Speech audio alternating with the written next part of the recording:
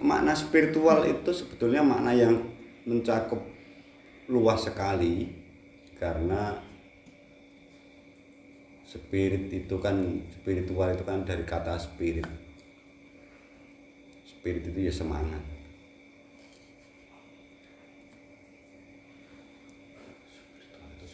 Spiritual itu semangat. Semangat. Dalam hidup itu kan artinya ketika kita memiliki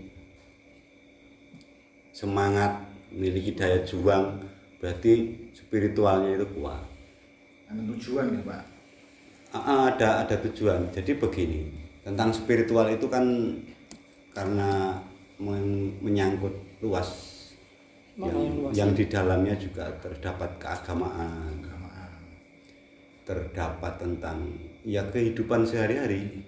Saya pengen menjelaskan agak panjang, tetapi kan tentu bahkan dalam penjelasan itu jika yang mendengarkan tentu tidak merespon sebuah pertanyaan, kadang-kadang kan tidak muncul tidak ketemu. Jadi sebagai contoh,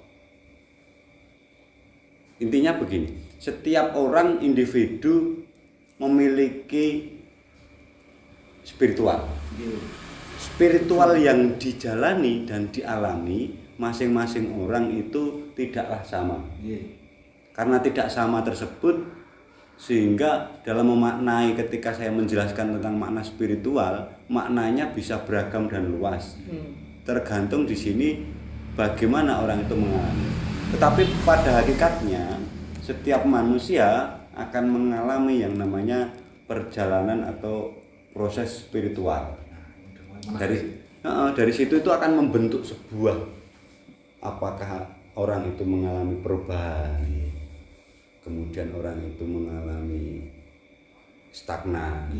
Ampun nih Bapak, untuk perubahan ini perubahan secara pribadi atau perubahan secara mentalnya, pribadi kan mungkin termasuk mental.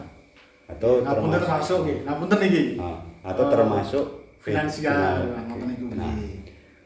Kalau konteksnya begini, kalau orang yang sudah mengalami fase perjalanan spiritual atau fenomena lah katakan, kemudian dia berubah secara pribadi personalnya, secara serta merta itu termasuk di dalam konteks spiritual.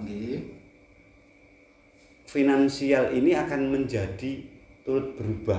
Jadi otomatis gitu Pak. Secara otomatis dia akan mengalami perubahan secara sikap, semangat, daya juang, kemudian hal-hal yang terkait dengan duniawi itu juga akan secara otomatis ikut dalam proses perubahan. Contoh kasus kan begini. Ada seorang pencuri, ada seorang maling, ada seorang yang suka berbuat hal-hal negatif. Lantas suatu ketika orang itu entah karena kejadian apa mengalami kesadaran diri untuk berubah. Mungkin dalam hal proses perubahan, pintu masuknya itu kadang seluruh masalah akhirnya muncul. Tetapi ketika orang itu tetap bertahan kepada proses perubahan, maka masalah yang timbul ini dia tanggapi dengan sisi positif, dengan sisi keberjuangan. Maka muncul setelah ada perubahan sikap dengan munculnya sebuah respon dari masalah, kemudian dia berubah sikap positif.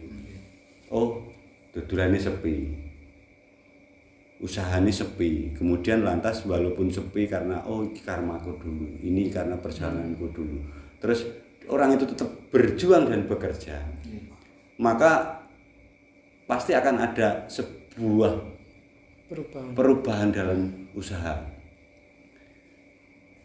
Kalau perihal usaha, kita kan sebagai manusia wajibnya hanya berusaha. Sementara hasilnya itu bukan tugas atau wewenang kita untuk memikirkan hasil. Berarti dasar spiritual itu mungkin kesadaran diri ya Pak? Kita menyadari dulu.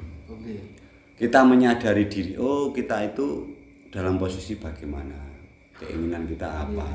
Setelah muncul kesadaran diri, timbullah tentang penerimaan diri. Menerima diri. Kesadarannya kita itu orang miskin, tetapi tidak menerima kita itu miskin, inginnya kaya. Nah, padahal kere iki bendino. Sudah dijalankan. Hari-hari ini 0 rupiah. Kok nggak mau? Ini pula kali digalar toh. Ya aku barang. Nah, untuk mengenai itu Pak, kalau sebelum seseorang itu muncul kesadarannya, bisa enggak kesadaran itu muncul secara tiba-tiba atau memang nanti dibenturkan dengan fenomena, atau nanti mungkin ada anak kecil pun mengingatkan, itu bagaimana Pak?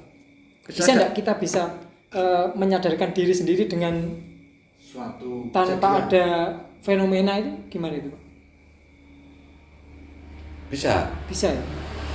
Tiba-tiba muncul bisa, dengan proses bisa. Itu mungkin kita sebut saja lebih mudah dan ringkas menerima, itu adalah hidayah. Kewahyun. Kesadaran itu tidak bisa kita kehendaki. Tetapi kesadaran diri dan penerimaan diri itu mampu kita proses dengan cara bergaul dengan orang-orang yang, jadi circle-mu dengan siapa? Lingkungan berarti. Pengaruh. Berarti ya Pak, ketika orang mungkin memiliki perjalanan spiritual, contoh dulu awalnya tidak baik, terus di tengah perjalanan spiritual itu ada fenomena mungkin tak musibah atau mungkin yang lainnya, terus tiba-tiba orang tersebut evaluasi diri menjadi pribadi yang baik, otomatis itu apakah rezekinya nderek baik Pak? Ngapunten ini nggih, soalnya kula niku nggih pun baik menurut kula, tapi nggih rezeki dereng baik niki. Pun digalar. Mungkin soalnya anggota nggih kathah sing taklet ngoten niku Pak. Mungkin dengan di lapangan, ngapunten ki ndak bertanya saya itu sudah menjadi baik. Katanya kalau rezeki orang baik itu rezekinya baik. Tapi kok saya belum, ngoten niku Bapak. Baik, orang baik itu pasti rezekinya baik. Pasti. Rezeki itu mau begini, anak itu rezeki. Rezeki itu kalau dibatasi hanya dengan nama uang, maka sempit sekali rezeki kita. Tidak mau menerima rezeki yang lain, ya. Tidak mensyukuri lebih tepatnya. Tidak mensyukuri dan tidak mau menerima. Tidak mau menerima, menolak. Rezeki itu teman aja yang baik bisa jadi rezeki. Kalau masalah urusan finansial itu lepas daripada penerimaan diri kita itu, finansial itu tentu berarti tidak dijadikan tolak ukur sebagai itu ya, rezeki itu ya. Kalau salah tafsirnya ya, kita itu sering mengalami salah tafsir bahwa rezeki itu hanya terbatas kepada finansial. Oke. Kalau yang kita kejar adalah tentang finansial. Kita mengejar mencari boleh-boleh saja, tetapi bukan dasar karena kita ingin menuju ke sana dan menolak yang di sini. Maksudnya pribadi Bapak. Kita berangkat mencari spiritu, mencari finansial, Nggih. bukan karena pengen mendapatkan finansial. Tetapi memang keberjuangan tentang bekerja, keberjuangan tentang berusaha itu sudah menjadi kewajiban kita, kodrat kita. Soal hasil itu sudah menjadi bukan kuasa kita. Sudah bukan menjadi kuasa kita nih Pak berarti. Iya, kita tidak boleh ya, melakukan syariat itu ya. Yang penting syariat aja lah. Kalau hasil itu mau 10, mau 20, mau 30, kita sendiri yang merasa cukup dan tidaknya. Kalau kamu punya 10, kemudian Kigalar punya 20, bisa saja kamu 10 itu sudah puas. Bisa saja 20 ini belum puas. Tetapi kamu punya 0 saja. Kalau kamu sudah puas, ini sudah melimpah ruah. Tujuannya sehari-hari finansial itu kan mangan ya sak piring. Iya. Mangan sak piring, sedina urung karan ping 3. Kadang-kadang kita 3 kali aja sudah tidak mampu untuk makan. Iya. Pak. Ya lantas apa? Kalau oke yang dicari kekayaan. Kekayaan itu harus ditentukan dulu. Misalkan kamu menentukan kekayaan. Oke, 100 itu kaya. Oke, 50 itu secara kaya. nominalnya ya. Iya, kamu angka dulu. Kalau dulu ya, main angka. Sebelum berangkat mencari, ya kamu tahu titiknya. Oh, yang disebut kaya itu ketika saya memiliki rumah mewah, punya mobil mewah. Termasuk mewah tadi itu. Nah, mewah itu juga ada tingkatannya. Mewah menurut kita, belum tentu mewah menurut orang lain. Berarti sawang sinawa. Itu kurang lebihnya. Nah terus, sing tak tuju yang mewah yang mana?